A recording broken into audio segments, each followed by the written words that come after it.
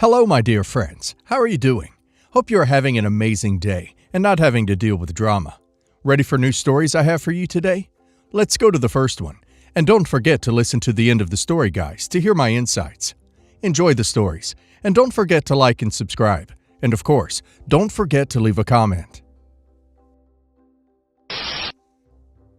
I, 52 male, have a daughter, Lily, 26 female.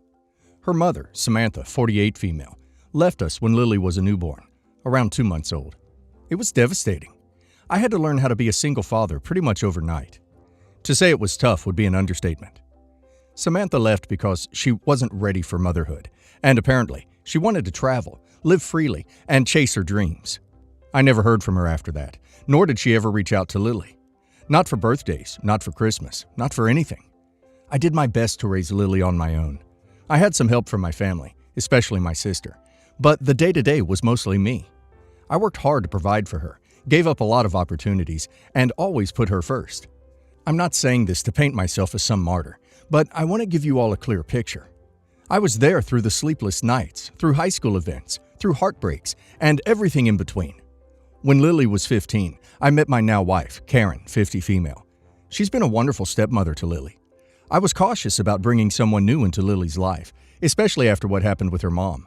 But Karen was patient and caring. Lily and Karen got along well. At least that's what I thought. Fast forward to earlier this year. Lily got engaged to her fiancé, Jake, 27 male, and I was over the moon. I've always wanted the best for her, and Jake is a good guy. They've been together for about 5 years, and I've been supportive of their relationship from the start. When Lily asked me if I'd help with the wedding, I didn't hesitate.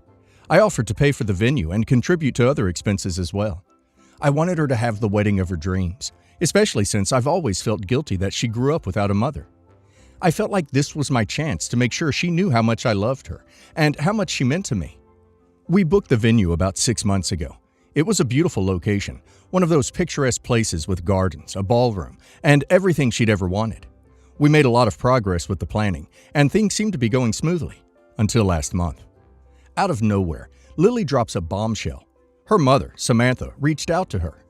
Apparently, she found Lily on social media and wanted to reconnect. This shocked me. I've never spoken ill of Samantha to Lily, but I always made it clear that her mother chose to leave, and that was the reality of it. For 26 years, there was nothing.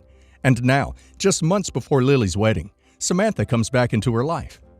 I didn't know what to think at first. On one hand, I was happy for Lily if reconnecting with her mother would bring her some closure or healing. On the other hand, I was worried. I didn't trust Samantha, and I was scared she'd end up hurting Lily again. But I kept these concerns to myself. Lily started meeting up with Samantha regularly, and I could tell things were changing. She became more distant from me and Karen. I didn't say anything because I didn't want to seem controlling or jealous, but it was hard watching my daughter drift away. Karen noticed it too, but she didn't say much either, just trying to give Lily space. Then, 2 weeks ago, things escalated. Lily called me and asked to meet. I thought we were going to talk about finalizing some wedding plans, but instead, she told me she wanted to have a serious conversation. My stomach dropped. She told me that Samantha didn't feel comfortable attending the wedding if I, and especially Karen, were going to be there. Apparently, Samantha has some lingering issues with me, despite being the one who left, and Karen's presence would make it awkward for her. I was floored. I couldn't believe what I was hearing. My daughter, my own flesh and blood, was seriously considering uninviting me and the woman who helped raise her, just to accommodate her absentee mother. I stayed calm, or at least I tried, but I asked her how she could even think about something like that. She said that she wanted her wedding day to be peaceful, and she didn't want any tension or drama. I asked her if she realized that uninviting me, her father, would cause way more tension and drama than anything else. She started to get defensive, saying it wasn't about choosing one parent over the other, but that's exactly what it felt like. I told her that I've been there for her entire life, that I was the one who raised her, and that it wasn't fair for me or Karen to be pushed aside for someone who abandoned her. She said she understood how I felt, but this was her wedding, and she wanted to make the decisions that felt right for her. I told her if that's how she felt, then I wouldn't attend the wedding. But, and this is where things get messy, I also told her that if I wasn't going to be a part of the wedding, I wasn't going to pay for it either. I wasn't trying to be petty, but I felt like I was being disrespected. Why should I pay for a wedding that I'm not even welcome at? I let her know that I'd be canceling the venue and withdrawing my financial support. Well, all hell broke loose after that. Lily started crying, telling me that I was ruining her wedding and that she didn't know how they'd afford to rebook a venue so close to the date. Jake called me later, asking if we could talk, and he tried to mediate. He said he understood my feelings, but that it was still Lily's day, and maybe I could just sit this one out, for the sake of peace. I told him I wasn't going to let Samantha waltz back into Lily's life and take precedence over me and Karen. Now, the whole family is involved. My sister thinks I'm being too harsh, and that I should just suck it up for Lily's sake. Karen is fully on my side, but that's probably because Samantha's dislike of her seems completely unjustified. Some of Lily's friends have even reached out to me, trying to convince me to reconsider. They're saying that a wedding is about the bride's happiness, and if this is what she wants, I should respect it. I feel like I'm being gaslit here. I've given my life to this girl, and now she's treating me like I'm disposable because her mother, who didn't lift a finger for her for 26 years, wants to play nice for a few months. Maybe I am being too emotional about this, but I feel deeply betrayed. Lily and I haven't spoken since that day. The wedding is still a few weeks away, but as far as I know, they're scrambling to find a new venue and adjust the budget. Part of me wonders if I should have just sucked it up and gone along with it for the sake of keeping the peace. But another part of me feels like I had every right to stand my ground. It's not like I told her she couldn't invite her mother. I just didn't want to be uninvited for my own daughter's wedding. And let's be honest, the only reason Samantha wants back in now is because she gets to look like the doting mother on Lily's big day, with none of the responsibilities or history. So, Reddit. Am I the a-hole for canceling the venue and refusing to pay for my daughter's wedding after she uninvited me? I'm struggling with whether I made the right call, or if I've just made everything worse. Update.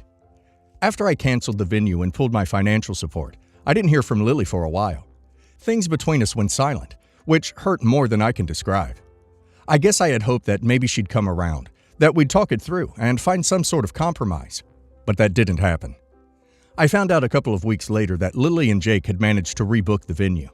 At first, I was confused about how they could afford it, since I had been covering the majority of the wedding costs. That's when I learned that Lily's mother, Samantha, had remarried a wealthy guy.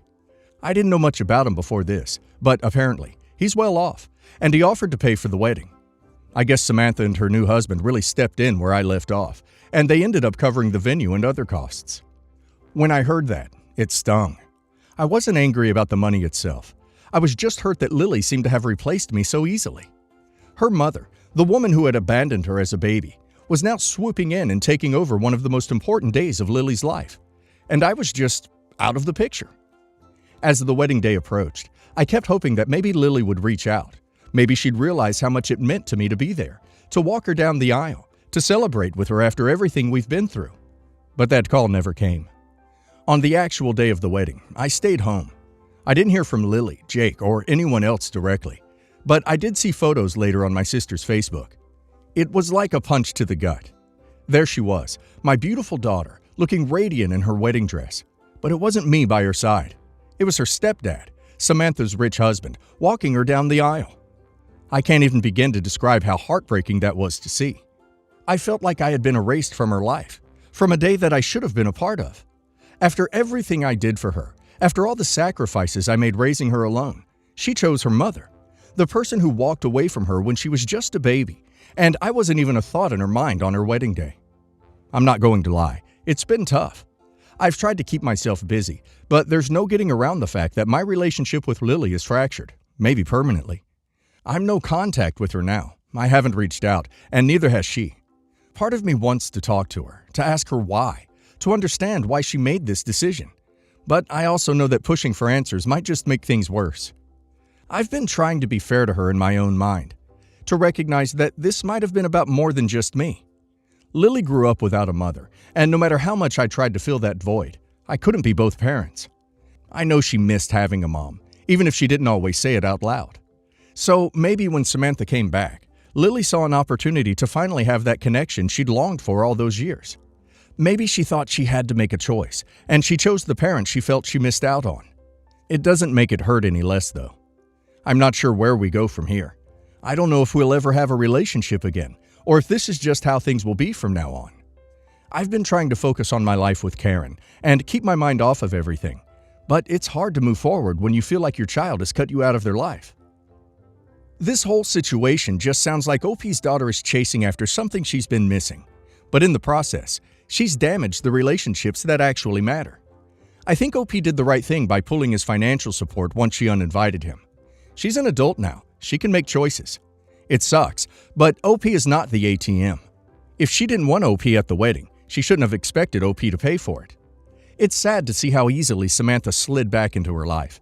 But sometimes people have to learn the hard way. And I'm sure OP's daughter will come back crawling, begging for OP's forgiveness one day, after her mother disappoints her again. And now let's hear the community's opinion. OP, I'm so sorry this happened to you. It sounds like you really gave your all to raise Lily, and I can't imagine the heartbreak of seeing her choose her absentee mother over you. I get that she's probably craving that connection she never had with her mom, but it's unfair how she's treating you. You did everything for her, and her mom just waltzes back in and gets all the glory? Not cool. I hope in time, Lily realizes who was really there for her. You deserve to walk her down that aisle. As a daughter who grew up without a mother, I can understand some of what your daughter is feeling. I spent a lot of time wishing for that relationship, and I know it would have meant the world to me if my mom had come back. That said, uninviting you from her wedding was a really cruel move, especially given all that you did for her growing up. It feels like she's putting this fantasy of a perfect family above the reality of who's been there for her. I hope she comes to her senses before it's too late to fix things. Wow, OP, I really feel for you. What your daughter did was hurtful, but I think it's rooted in deep emotional pain and confusion. That doesn't excuse her actions, but it might explain why she's acting this way. It sounds like she's projecting the ideal version of a mother-daughter relationship onto Samantha, and you're paying the price for it. It's awful that you had to see someone else walk her down the aisle, but you did what you had to do to protect your own heart. Hopefully, in time, she'll come back and see things more clearly. My mom and my mother-in-law threw me a surprise baby shower on Sunday and invited all of my family and most of my friends who are in my hometown. It was great. I don't usually get to see everyone when I visit, so it was really nice to have them all there. My sister is also pregnant. She is 34 weeks and I am 36 weeks. My mom and I have been planning her baby shower with her that will be 2 weeks from now. At the shower, everyone kept complimenting me on how tiny I am and how good I look, and I could see my sister was getting really jealous. It was really upsetting her, so I tried to change the topic, but after the first little bit, she retreated to a table in the corner with her friend, looking incredibly angry. I tried to ignore it, and we started playing shower games. Later, her friend asked if any of us knew where she was, since she hadn't seen her in a while. Everyone was extremely worried because she wasn't answering her phone, and we thought she could have gone into labor or fallen or something terrible. The shower was in a party room at an arena, so it's a huge building, and everyone there, 70 of us, began searching the entire place, up and down looking for her. Many people got into their cars to drive around the area and the different routes to the hospital to see if they saw her car. We also called her husband to see if he had heard from her, and he left work to help look. My other sister found her sulking inside a Timmy's.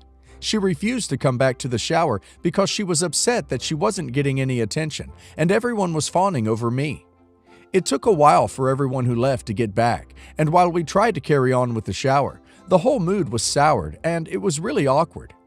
I'm so upset with her now.